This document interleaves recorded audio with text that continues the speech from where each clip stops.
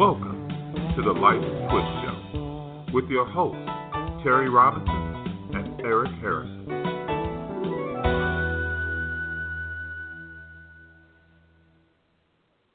Okay, guys, that's mistake number one. First of all, this is Eric Harrison, and I hope everybody's doing well after a great week, a great Thanksgiving weekend. Hopefully everybody ate too much and slept a whole lot. I know I did, and I am paying for it in the gym right now. Before I go any further, I want to introduce my guys. Again, I made a mistake on the intro, so, I guess I'm going to have to, put some money in the mess-up jar. The first person I'm definitely going to introduce is my main man, Lance Conley. Lance is one of the experts as far as athletes' transition stress is concerned, and he does a whole lot of research for this show. He comes up with a lot of the themes, and today is going to be a doozy because we're going to be talking about the peaks and valleys of wins and losses in sports and how it affects athletes over the years. So without further ado, what's up, my man Lance? How you feeling tonight? Good, Eric. I appreciate the introduction. Look forward to tonight's show, our fourth show, and we definitely have an interesting topic tonight, so I look forward to discussing it further. Oh, yeah, for sure. And then also I'm going to bring my wingman in, my man Terry Robinson. He used to feel the wing real nice after I grabbed the board, and he used to finish all the time at the bucket for me. So, I always appreciate Terry. That's my dude, man. So without further ado, my man Terry Robinson. What's up, T? Not too much. How you guys doing tonight? Good. Yeah, good. Real good. All so right. Lance, I'm not even gonna keep out too much more time. The only thing I'm gonna say is this before we really get into it. I just want to give out the guest call out number, or call in number rather, where you guys can call in and actually be a part of this conversation, because I think we're going to talk about some things that's really going to have a strong effect on people, and also kind of bring back memories of some of the athletes who may be listening. So the call-in number for the show tonight is area code 323-642-1579. That's 323-642-1579. And go ahead, call in, be a part of this thing. We really would appreciate it. So Lance, without further ado, I'm going to let you take it, man. I appreciate it, Eric. As we all know, last week was a big week in college football. It was actually rivalry week. We had Ohio State, Michigan, South Carolina, Clemson, Auburn, Alabama. A lot of big games last week. And one of the things we want to discuss a little bit in relation to those big games and rivalry week was really a player's and a fan's perspective, and how those games, the highs and lows, affect players, affect fans, and how that relates to the book. One of the things Terry talks about in the book, Chapter 5, is valleys, something that all athletes go through, and really something worth discussing. One of the things in relation to rivalry week is on a football team, you have 82 scholarship players, around that number, and each week, or for example, you had Ohio State and Michigan, you had 82 athletes that experienced extreme highs, but on the same end, you had 82 athletes that experienced some real lows, including the fans. And so what we're going to do today is discuss that topic a little bit, talk about the peaks and valleys of athletics, and really what it does to the athlete. And really how we want to really get started off, because we've all experienced our own personal highs and lows in athletics. And I think one of the topics we'll talk a little bit about today is, the Greg Elo story. But before we get into that too much, what I'd like to do is, kind of open it up to Terry and Eric and maybe talk about kind of the highs and lows or the peaks and valleys of their sports career, and whether it was in high school or college at Drake. That way we get a chance to understand their experiences a little bit more. And I'll just kind of open it up, and Eric or Terry, you guys can kind of kind of share your stories about the peaks and the valleys of your careers. Hey, T, so, before we get started, I got a surprise for you, man. You know, you be having these people call in every week, man. I got a surprise for you, man. So I'm about to let him in. Let's hear. I think this guy right here will probably be a great guy to start the show off. So I'm going to bring him in right now. Hello, caller. You're on the air. Why don't you let Terry know who you are? I think he's going to be a little surprised about this call. So go ahead and let him know who you are. Good evening, everybody. This is Brian Brown, Drake University grad. Fellow teammate Terry Roberts. Eric Harris. Hey, Brian.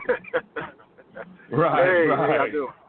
Well, we're glad you called in, man. We definitely want to hear what you got to say. Oh, yeah. No, thank you. It's a pleasure, man. I'm glad you guys are doing this.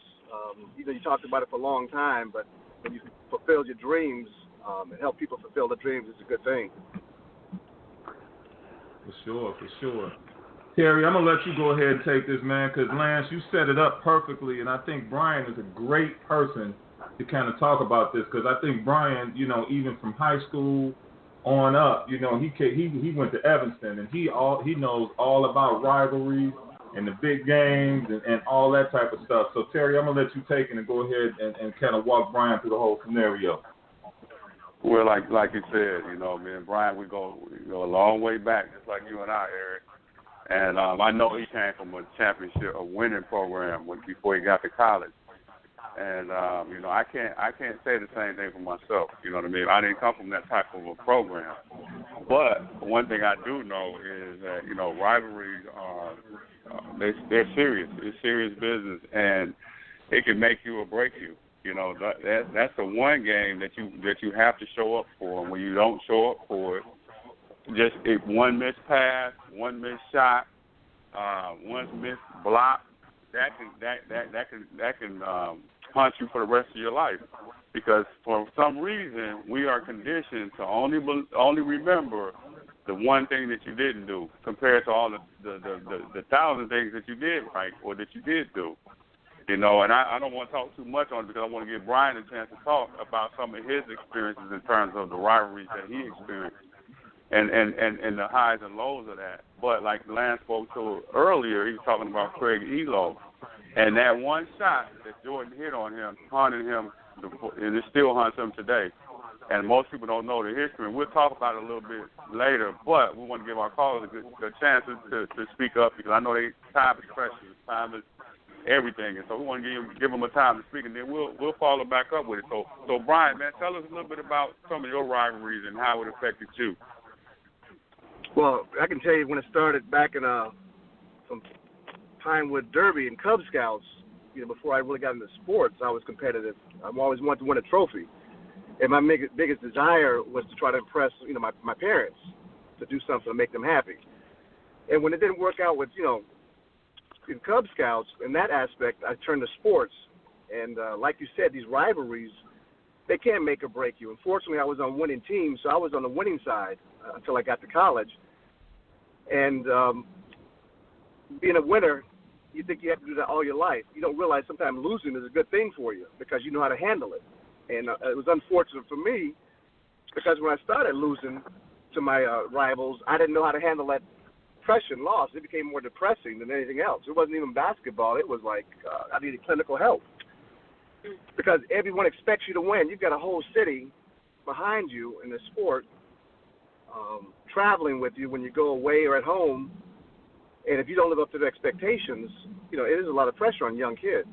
And you don't realize this until you go through, you know, some tough experiences in life. One thing I will say is the therapy and the talking that you gave me is something that all athletes should do. We should talk more. What men don't do is talk and share their feelings because I realize being a true man, it takes years to realize you have to humble yourself and talk to people to get help, to be better. And I became a much better person after you and I spent years of just talking about some of the failures we thought we had, but they weren't failures. They were actually victories. So that's another thing to think about is what is truly a victory. You win a game by 1 point or you lose a game by 1 point, but you could become a better person. It's how we prioritize what's important to us in our lives, and we're taught that winning a sport, it makes us a better person. Exactly. And you look at powerful. Some of these athletes, they always look to the top people. Go ahead. You want to say something? Yeah. What I was going to say is this. What I was going to say is this. One of the things that happens, man, is, and you hit it right on the head. If you had a problem before you began playing a sport, and then you get involved with these rivalries, man, what happens is that you are put almost on a pedestal, right, Brian? I mean, it's almost like when you win that game, when you do win, it's like you are the man. You have represented your city. You have represented everybody so well, and you are the best of the best. But then when you lose, it's all about what have you done for me lately? You know what I mean? Oh, my God, you're the worst. How could you have done that? How could you have missed that pass? Yeah. Have you felt that way before, too? Well, I'll share this story with you. Again, coming from a Cub Scouts who wanted to win a trophy to going downstate and played in the state championship against Simeon, we had the best record in the state. We won 40-some games, spring league, summer league, in every single game we played, and we lost the state championship. And from living off of that high of knowing you're going to win to actually losing, again, that took a lot out of us. We really thought, we had almost died because we let a whole city down. And a lot of them were in the audience, travel down there. But again, to share how life is important, Evanston, the community, ended up having a parade for us when we came back to town. They let us know it's not always about winning, it's about what you've done for us, and we appreciate it, and we love you. Some people wouldn't do that. Some people have had victories or losses, and the town just kind of dissipates and don't care. That's why it's important for people to communicate. The athletes, men, and women with the children, you have to let them know that it's just a sport you're playing. It's not your life. Wow. I agree. It's so. Go ahead, Lance. I'm sorry. No, I was just curious because Brian was talking about kind of almost like a ballet in that situation. He's never lost a game, and he goes to the state championship. Did you guys make it all the way to the finals, Brian? Oh, yeah, we were in the state championship. We lost that championship by 6 points to the number one team in the country. And that's the team Ben Wilson was on. For all those who probably know who Ben Wilson is, and you've seen all the documentaries and stuff, but that was that Ben Wilson team, Lance, whether you know it or not. Yeah, and Nick Anderson. Okay. Yeah. Nick Anderson played for Orlando. He was on that team. Oh, Simeon. He was on Simeon's team. Yeah. Okay. And Evan Stevens played with us from Evanston, but we knew how to win, and that's one thing we learned is we know how to become winners for life. That's what sports are for. They're not simply there just to win a game. They're supposed to teach us something, and all too often with these AAU games, people lose focus. It's about the kids having fun and growing as young men and women. Basketball is basketball. I still try to play nowadays. I play better now than I did then because I'm having fun. But you can't let it become, work all the time. And you got to, do something that you enjoy doing. And that's where the rivalry comes into it. You want to have a competitive edge. If you have a pickup game or if you're playing against a high school, rival, it means a lot because everyone is putting that pressure on you. They want to win. They don't want to lose. They're going to, half the time, TP the other school, sometimes vandalize it. They're putting their energy into it. We got to put our energy into it. But a lot of times the athletes have to teach people how to live, too. We have to teach people you can't just go around doing whatever you want to do. You have to represent us, too. And that's pretty much you guys. Go ahead. Go ahead, Steve. And I'm just saying that, and that's where good teaching comes in because it's not just about what you do on the floor, on the field. It's also about what you do off of it. You know what I mean? And sometimes, when you have people that are talented, people will give them too many passes, and those passes end up catching up to you later on in life. And then you find yourself in a situation where you don't know what to do, or you don't know how to get out of your situation because nobody gave you a good foundation of your character. And so sports, when it comes to sports, like I said, there's a lack of balance there in most situations. And like Brian spoke to earlier, he came from a great program. Like I said, we lost the championship, we have to lose that one. You know what I mean? But you had a great foundation, and look at where you came from, and look at how they still celebrate you guys. Let you know you guys still played well. You made it all the way to the championship. And that's kind of rare today, from what I know. That's rare. Usually, like they say, if you came in second place, you lost. I mean, either you won it or you didn't. I mean, so it's all or nothing. Yeah, well, like someone said earlier, this is Lance, but he said that it comes down to one play. You mess up on defense, you travel, you throw the ball away. It does come down to one instance, and you remember that because I keep going back in my head. We went downstate again against King, and we lost to them by 2 points with time on the clock, but our teammates kind of got frustrated, didn't take the ball out and inbound it. They just threw it in like the game was over when we could have had at least the last shot. But their frustration got the best of them. And, again, that was another loss that I keep reliving over and over again. Like, man, we could have won state twice, but 4 or 5 mistakes caused us to lose. It's literally 4 or 5 things caused us to lose 2 state championships. And that's what people live with. That's what we all go through that Terry's been talking about. Eric's mentioning that we have to talk about this stuff because it lasts. That was years ago. Man. But it's such a passionate part of our life because we're so competitive against a rival or just anybody. We're competitive.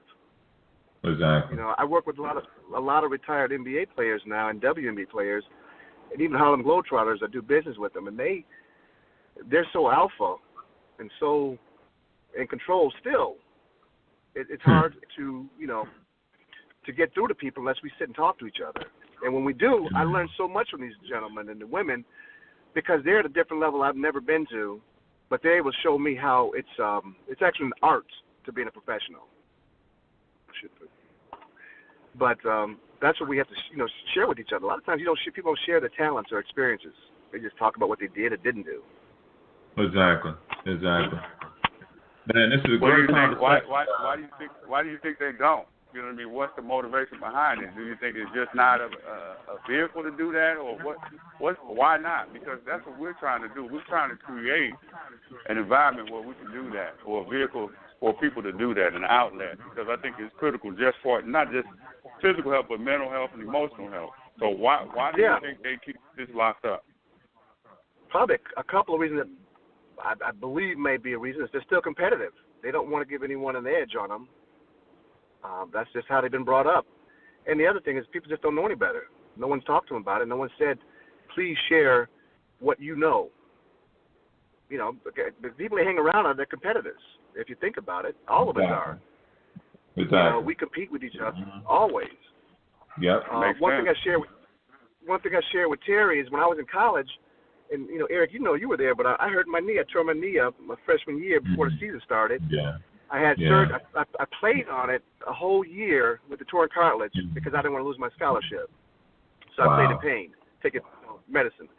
Then the next summer I got surgery, had the surgery, went back too soon and tore it again, and ended up playing on a torn cartilage for 3 years, total of 4 years of torn cartilage. Wow. So because I didn't want to lose my scholarship, because if I didn't get my education, I let my parents down, I let my city down, my family all over the country. And even though I knew I wasn't going any further, you put your life and health in jeopardy simply to, reach a goal. Whereas I would have spoke up, the university would have been fine with me because Drake, University is a very good institution. It's about higher learning, not just sports. So I could have taken advantage of that if I would have communicated properly, but I didn't. I was scared. I don't think you were just scared, but brother, you've been conditioned. You're an athlete. You do what you got to do. As part of it was your own conditioning that you probably wasn't even aware of. We'll go out there and play on the torn knee. We'll go out there and play on one leg if we have to. That's part of the conditioning. And in order to be good and to get to that level, once you cross the line, there's no going back. You almost have to think that way to get there. So it's part of conditioning. You know what I mean? Yeah. So I agree. When I hear you say that, that's what I hear. It was just part of their conditioning, man. You were taught you don't get tired. You don't stop. You don't quit. That's what you were doing. Exactly. And what's going on now? I'm glad to talk about concussions because I look back now. I was like, that's what it was. When I got hit in the head a couple of times. in high school, 8th grade, in college, you bump heads and you can't see out of one eye. That's a concussion. Exactly. But I was told, I was at a summer league game. I went back in the game. I was the captain of the team, and I didn't want to let the teammates down, but sit on the bench. So I got back in and went on the game. I was stumbling around like, I can't do this. But you're not supposed to get back out there when you have a bad concussion like that. You can't even see out of one eye. Wow. And I'm glad you guys are talking like this, because hopefully someone will hear the words that we've been through and not subject themselves and their bodies to something that's not really worth it. There are other ways of living your life besides, brutalizing it. But like Terry said, I didn't know any better. I would have ran through a brick wall. I wasn't stupid, but I was competitive, and I was also trying to fulfill a desire and, fill a void. And that void was, I don't know what the void was. That'll be the next show. The void. For sure. Hey, Brian, if you could hold on for just 1 second. I know you got to get ready to go in a minute. I know you got a prior commitment, but we're going to pay some bills real quick, and then from there, we're going to bring you back with Terry and Lance. So hold on 1 second and check out this commercial. All right. Sports is a common denominator in the lives of people everywhere. Our celebration of sports creates an environment that gives athletes an amazing experience that enhances their lives. Athletes work long and hard to be the best at that thing that gives them so much elation. But what happens after the athlete is done? When a circumstance comes up and they're no longer able to play that sport? Whether it's the high school athlete who doesn't get that scholarship to go to the next level, or the college athlete that doesn't get picked in the draft, or even the professional athlete who now has to retire and find something else to do day to day. Many athletes struggle with this transition from competition to regular everyday life. This transition causes trauma, and that trauma often leads to depression, anxiety, anger, and even health issues. Author Terry Robinson noticed this problem and researched it and came up with the book, Athlete Transition Stress. This book deals with the subconscious programming and conditioning that goes on in an athlete's mind while participating in a sport. So if you or anyone you know are dealing with these issues related to transitioning from a sport, pick up the book, Athlete Transition Stress, and share your story in our global community online at www.letgroup1.com. Athlete Transition Stress is available on Amazon.com and on the LET Group website at www.letgroup1.com. Again, the book is Athlete Transition Stress, and the author is my running mate, my man, Terry Robinson, and also we have been honored to have one of our teammates on from Drake University, Brian Brown, better known as Pope. You know what I'm saying, right, T? And we are so glad that you're here with us, Lance. I'm gonna kick it off to you, man, because I think you had a very good question for Brian. So go ahead, Lance. Yeah. I was listening to Brian speak earlier, and we're talking about transitions and athletes being able to make that transition. And Brian has a great perspective on sports, and what I'm hearing is he's been able to make that transition and put sports as far as the importance. So I was just wondering, was there a personal experience? Was it maturity? What helped you make that transition, Brian? Actually, it was when I left the team my senior year. I wasn't playing as much as I wanted to, as much as I thought I should. So I decided to leave the team. I didn't walk away like quitting something. I walked away to follow my education and try to put my time and energy my senior year into my grades. So we were there for the Christmas holiday. I'll make this real quick. And I went to talk to the coach before practice, before we left town.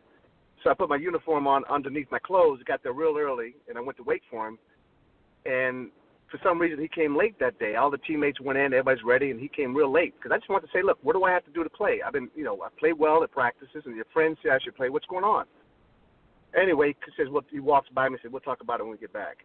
And I couldn't say a word. He just walks by me and dismisses me like whatever. So I walked away from sports. At that time, I walked back to the hotel and said, it's done, it's over. And I made a conscious commitment to myself to try to better my life. And I'm not going to lie, I cried real bad. And I'm, a grown man out there walking around back in the snow, going back to the hotel all alone, nobody on campus, like a lonely world. And I started crying. And I'm like, what's going on? I can't stop this. But I realized I was leaving a love, a passion that I had been with since I was in 5th grade. I realized it was over. It was like a love. Losing a friend, a family member, is over. And that's when I realized that my life and who I was more important. And all the teachings my parents gave me started coming into that walk back, maybe 4 or 5 blocks. But my whole life kind of came to me and said, you know what? This is why I'm at school, is to grow up. I'm at school to learn how to be a man. And this is the perfect opportunity for me to be a man. Plus my spiritual faith, knowing that whatever happens, I'll be where I'm at, and that's where I'll be. That's what helped me make it to a level of being at peace with the decisions I make in life. And leaving basketball was not easy. But if you're going to live and try to be a man, you have to do that. Man, that's powerful. That's a powerful story. That's a powerful Man, that's story. powerful. That's powerful, Pope, for real. Yeah. The thing about it is, man, it's like it's so funny, man. When you're an athlete and you play a sport for such a long time, you said from 5th grade on, like you said, man, it's like it becomes that family member. It becomes that regular, everyday thing that you do every day of your life, and when it's gone, you know what I mean? It is like losing that family member. It is like losing, your best friend, because a lot of times that sport was that thing that took you away, from all the bad things that may have been going on in life. And again, tonight we're talking about rivalries. Brian, the rivalries that you guys have with New Trier and all that stuff, man, y'all had legendary rivalries, man. You know what I'm saying, in high school? That probably put you on top of on cloud 9. You know what I'm saying? Share some of that. Yeah. Well, even now, when I see some of the guys from those other schools, we kind of look back on it.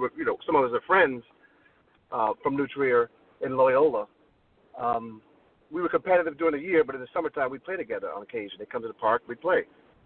But it puts you on cloud 9.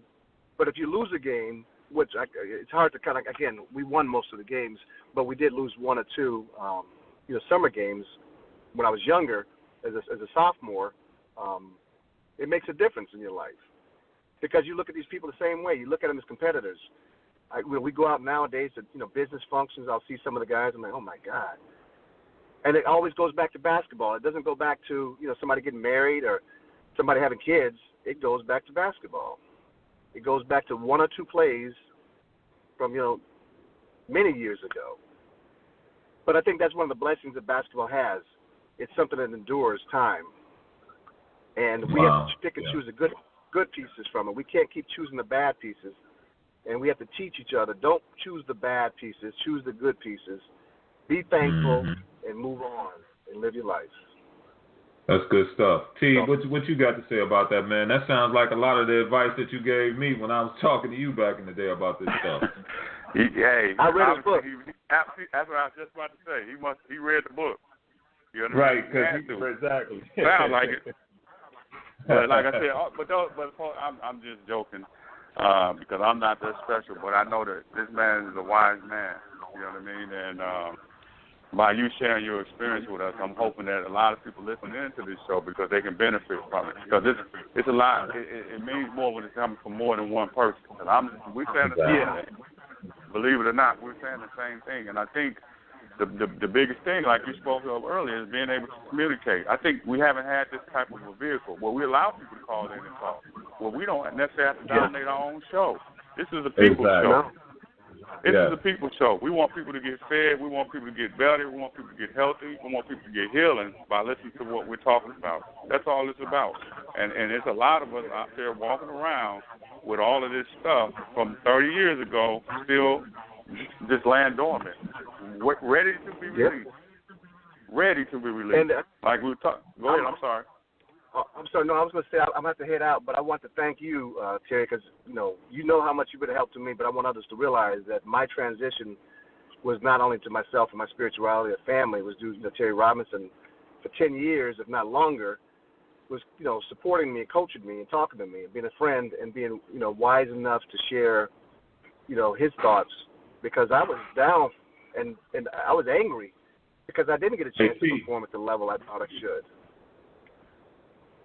Well, Big T, yeah. And then again, from when I was at school until after, that's why if I can ever be of any support, I will, because I owe a lot of my sanity and mental health to someone who cared. And since you're spreading it to other people, hopefully they'll take it the same way I did. It helps me in my business profession. I'm in banking now. I'm a vice president with Wintrust Bank in Chicago. But his advice and his comfort and love has given me, courage to share with others.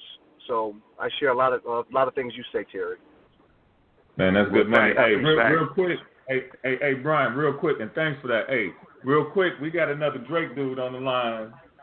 This must be Drake reunion night. So, Drake caller, could you please share who you are, please?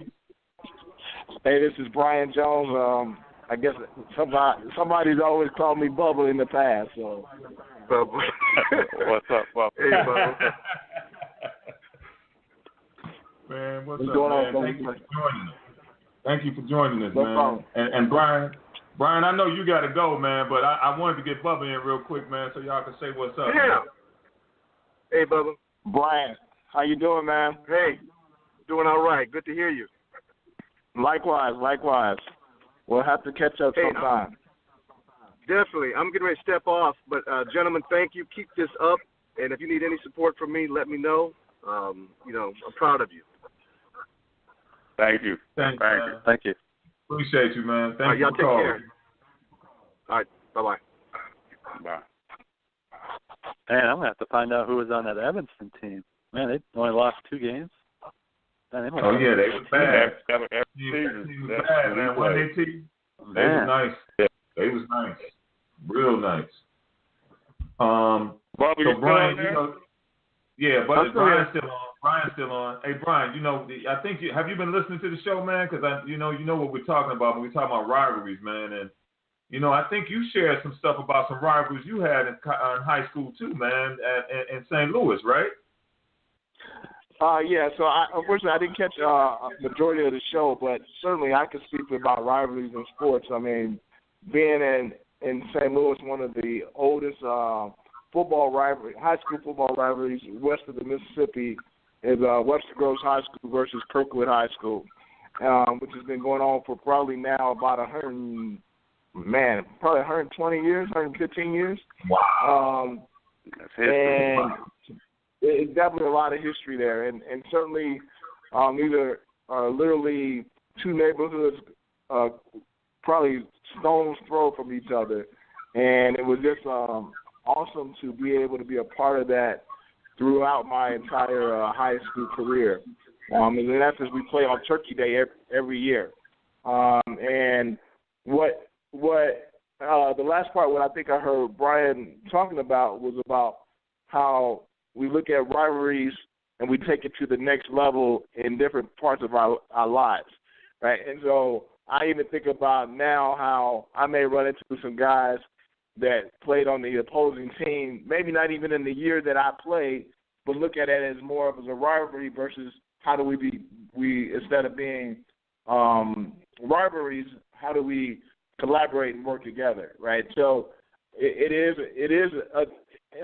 I'll use the word transition from coming out of thinking about somebody as your competitor, as a rivalry, versus moving forward and figuring out a way to find the best in each other and collaborate for the greater good. Right.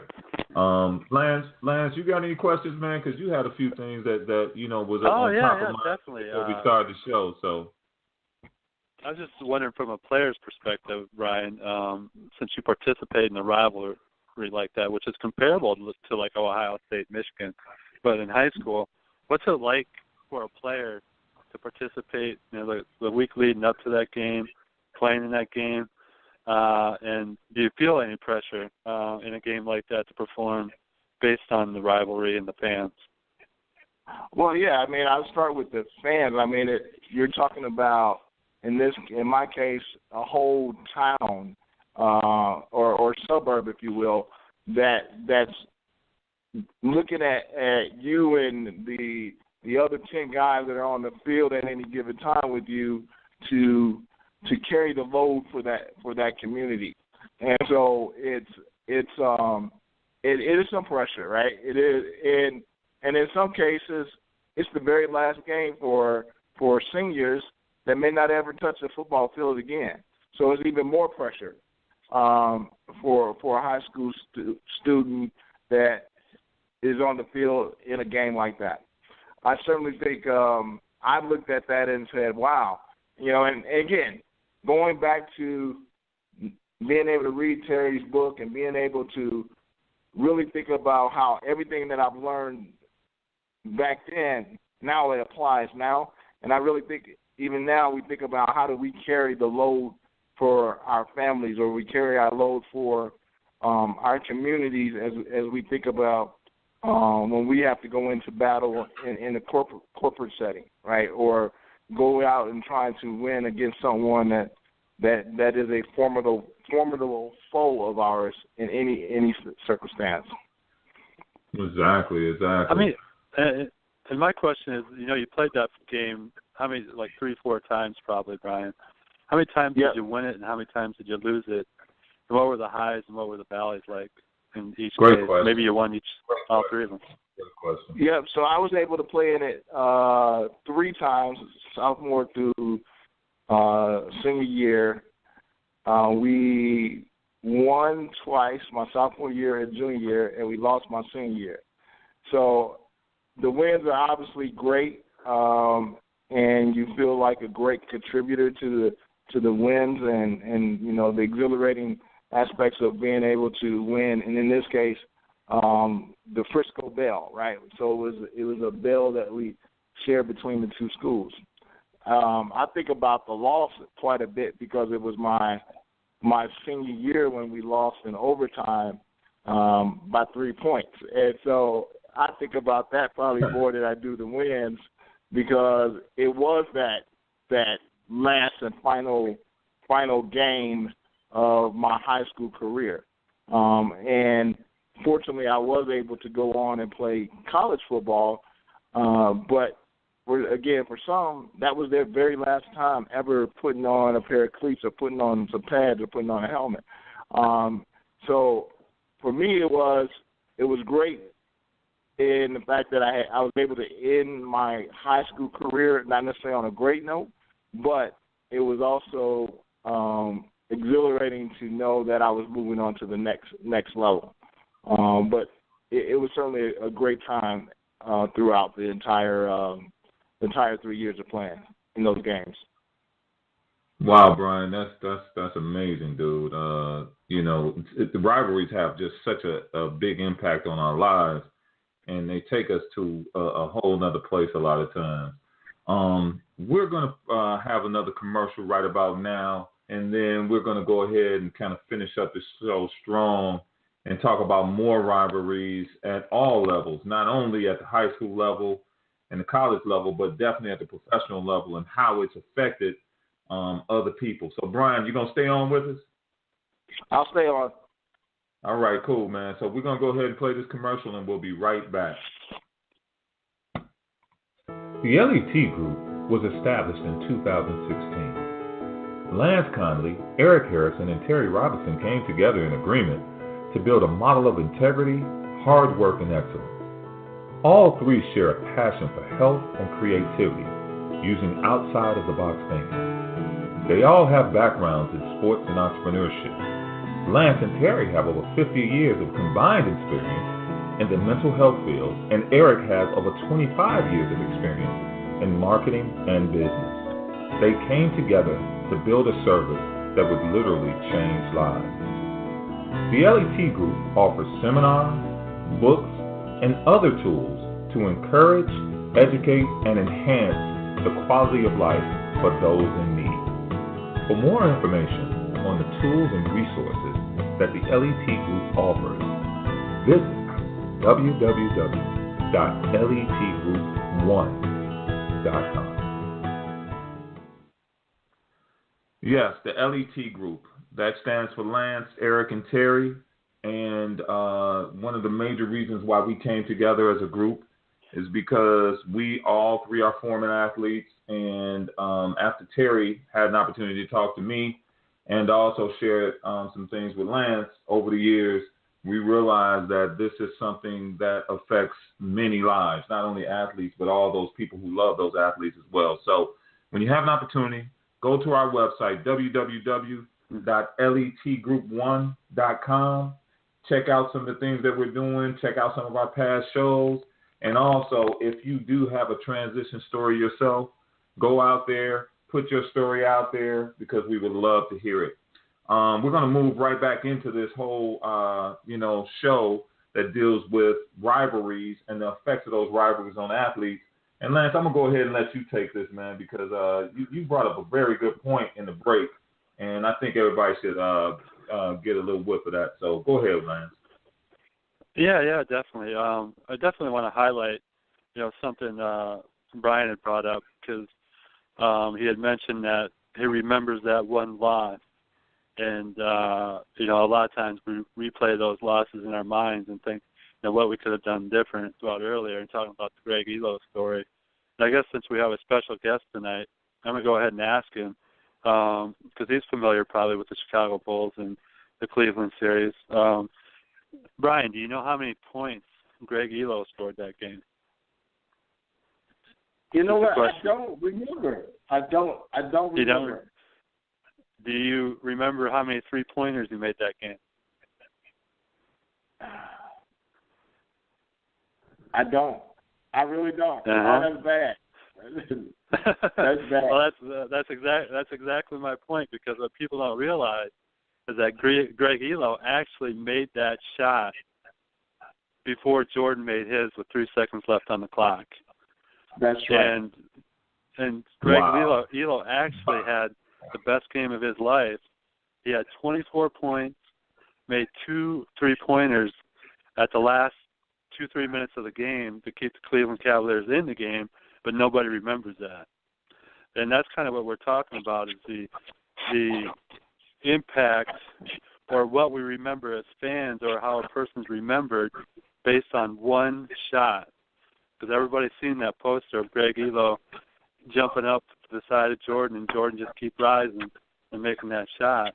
And that's one of the things we want to talk about tonight, is the valleys, and talk a little bit about the Greg Elo story. I'll let Terry talk about it a little bit too, because I know he did some research on it, and he had a chance to share a little bit earlier. So go ahead, Terry. You can talk a little bit about that too, if you'd like. When I hear stuff like that, and when I read it, I'm coming from a different perspective. I'm coming from a counseling perspective, just a emotional perspective. Because the first thing that stood out was, here's somebody that spent 14 years in the league. 14 years, and of course he was playing against the greatest, because he wasn't the only one that never got that ring. That was the Jordan era. Jordan shut Barkley down. He shut Patrick Ewing down, Karl Malone, and those guys, and those were great teams. But he was just that much better. And so I looked up Craig Elo after I talked to Lance, and because I had never read his story after basketball, but he had some challenges, and he went through addiction. I mean, he said that he messed his back up, and he got prescribed Percocet, so he became addicted to those. But he said in the big scheme of things, he said it was all of it. He had problems with his family, and a lot of things went bad for him, and it took a while for him to bounce back. And he said he's finally putting things back together with his family. So I mean, that's That's the impact of sports, or 1 second, or 3 seconds that could impact somebody's life for a lifetime. And somebody that did well, obviously, played 14 years in that league. I mean, not many people can say that. So can you guys speak a little bit about that?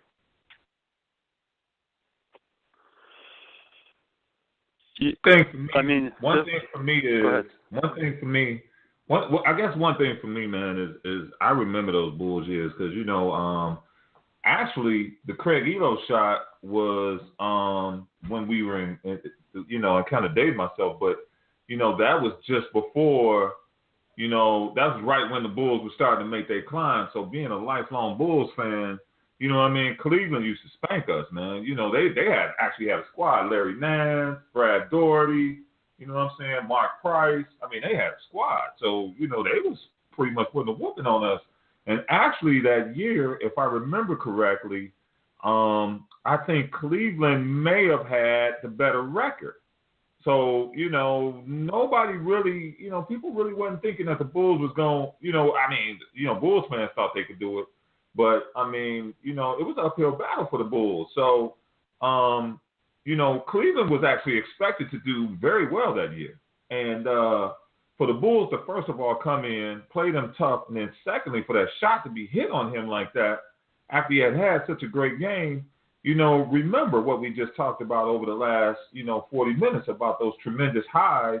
And Lance, you just mentioned it, man, the deep valley lows that we experience in these rivalries. And Terry, it was amazing when you let me know that, man, this dude went through so many crazy things over, the past several years. And like I said, we had talked about this in one of our previous shows, how sports and these rivalries really skew our view of what success really is. Lance, I think, and Lance, correct me if I'm wrong, but you said that Craig Elo had a, 12, 13-year career? Isn't that what we said earlier before we had the show? Yeah. We said he had a great career. He had a great career. He was very successful in the eyes of most people, but that one shot basically, dictated whether or not his entire career was a success. Now, to me, after, going through this material and checking things out, I definitely see his career as a success. But if you talk to some people in Cleveland and Cleveland fans, I bet they may think a little bit differently. So it's kind of wild, man, and it's actually a great subject to talk about because there's a lot of people who have felt that same thing like Craig Elo have, but it may not be on such a grand scale. But even when he walked into the clinic to get help, and you know what the clinician asked him? The first thing he asked him when he saw him, he said, "You're the guy that Jordan hit that shot over." Now he's going to get help for what he's been going through, and that's the first thing that this person asked him. You're the person that Jordan hit that shot over. The last thing that he wanted to hear. And I hope that he can laugh about it now because when you're going through it, it's not really funny. But when you look back on it, it is a little funny, and that takes some healing. It takes some maturity to be able to laugh at situations because, that I experienced that not on that level, but in terms of my experience of going through basketball and having the experience that I had. It was a period of time where I didn't want nobody even to ask me if I played basketball because I was too ashamed of my college experience. I was looking at the small things and not the big things. And the higher you go, the more that's at stake. So I can only imagine what those guys feel like because your ego just continues to grow and grow and grow when you're in those type of situations. I can only imagine, the trauma that these guys are experiencing. You know what I mean? And because that's what it really is. A lot of times we just assume trauma is like being in a car accident or something like that. But there's a lot of mental and emotional trauma that's going on every day with a lot of people. And you just keep adding on and adding on, And he, I think he went through some domestic stuff, because he talked about having to rebuild his relationship with his family, with his wife, specifically. He said, I was embarrassed. I went to jail. He said, I was embarrassed. Wow. Ashamed. And can you imagine that? I'm here. This is Craig Elo. Somebody who's probably never done anything wrong. But when you get to that valley or you get to that dark place, man, we're human. And when we're not in the right state of mind and depression take over, we're capable of doing just about anything. When you see these professional athletes, and it's not just professionals, but I'm just using them because you see them all the time. You hear their story, but you don't hear the average person that played high school ball and that was great at it, or that played some college ball and was good at it. But you see these people in these orange jumpsuits, and it's shocking. It's shocking because we know these people. This is us, and we know. Wow. But the average person don't see that, and there's a lot of shame involved in that. A lot of embarrassment. Just bad feelings, and so that's what this show is about. Putting these things out there, and not to put people out there, but put it out there so people can share and feel better about themselves and understand how they got in that predicament in the first place. And it all was about conditioning. You know what I mean? So exactly. I'm glad that Craig E. Lowe is moving forward. Because there's a lot of guys that didn't get a chance to move forward. Wow. I studied a lot of athletes over the past years, and a lot of them died young, 45, 50 years old, dying. And that just never registered with me. It didn't make sense. So I'm trying to figure out why are these people dying, and I believe they carry this heavy load for so long that they just give up on life. There's a such thing as doing that, giving up, and they've never given up before. Because that's what you talk about your book, Terry. You talk about isolation. When people go through the valley, they a lot of times just isolate and they stay to themselves, and they're carrying that depression, and they have no release. And that's the positive thing about what we're doing is we're trying to provide that release for people, so that doesn't happen to people.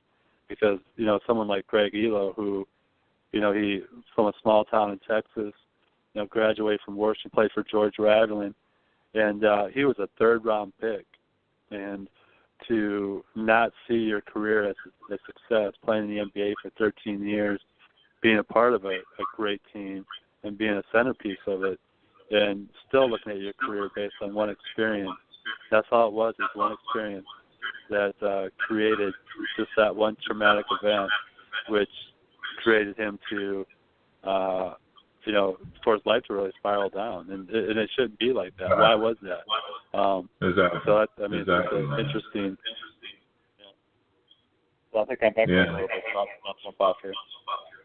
Yeah, one of the things, man, with all of this, and we're coming down to the end of the show, but one of the things I guess I want to put out there for all the listeners and everyone that even hears this show on the archive.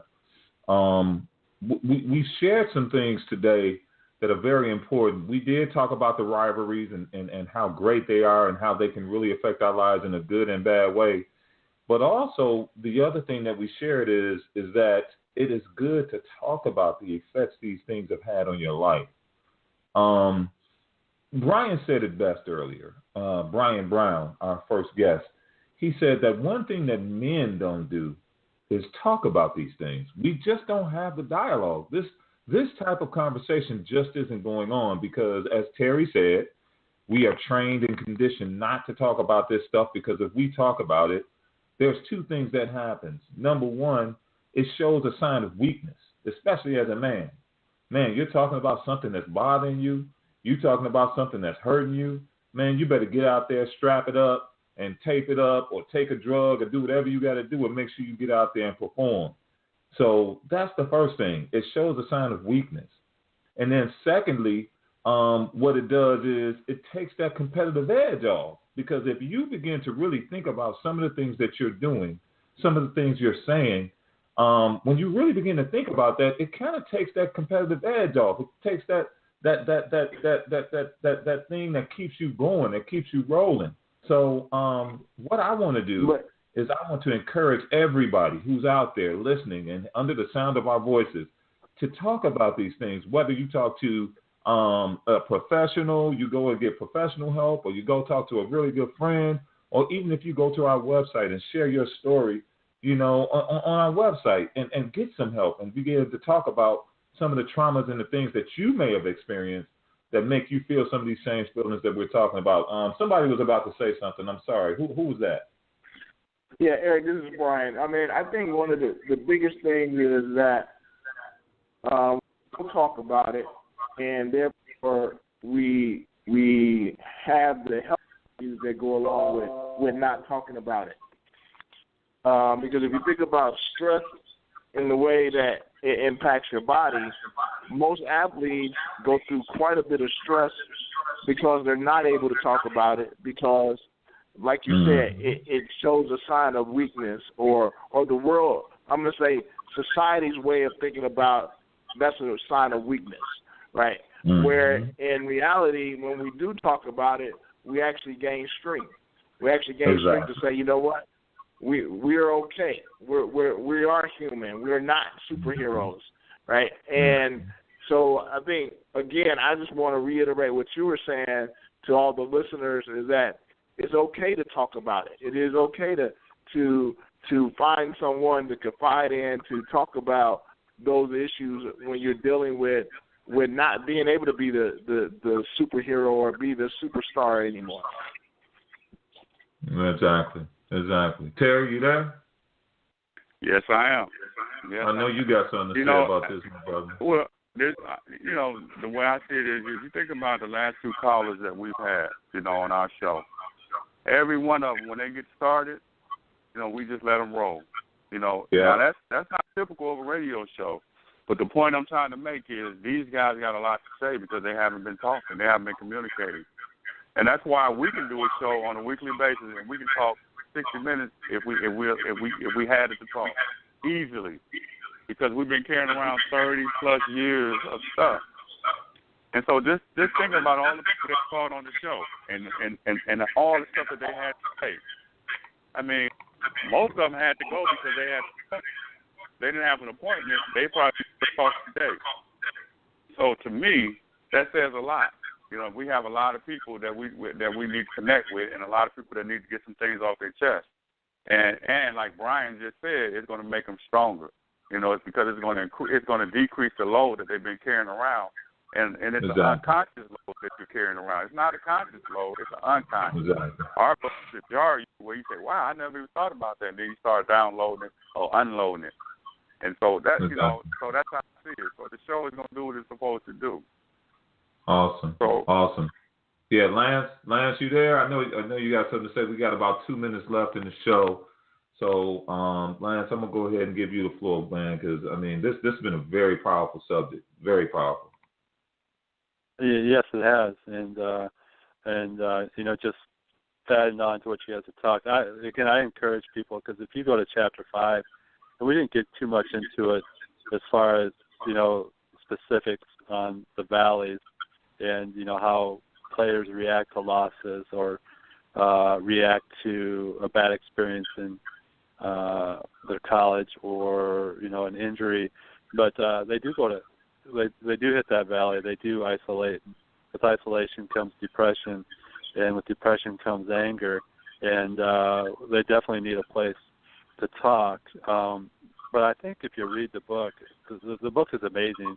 Because I was, again, reviewing Chapter 5 again today, and you can read a paragraph, and it takes you about 30 minutes just to think about that particular paragraph because there's so much quality information in that book. And it makes you think, and I think that's what Terry does in that book as far as writing it, is really get you to think and provides an opportunity for you to have that outlet to be able to release some of those things that a lot of people haven't released for a long time, because we're probably all in our 40s, mid-40s, and a lot of times we carry things with us for a long time, and you do feel better when you get an opportunity to talk to other people about it, share your experiences, and so I will end on that, and that's just my thoughts on that. Okay.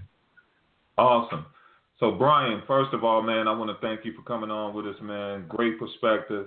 We really appreciate you. Lance and Terry, as usual. Yeah, and Lance and Terry, as usual, man, y'all have done an amazing job. Again, the website, www.letgroup1.com. Check us out, see what we're doing, and again, another great show. And again, we're going to be back here, same time, same place, and we'll see you soon. Thank you very much. Thank you for joining us on the LifesTwists show. When you have a chance, please check out our website, at www.letgroup1.com and see all of the things that we'll be doing over the next several weeks. Hey guys, you there? Have a great week, and we'll see you guys. soon. Hello?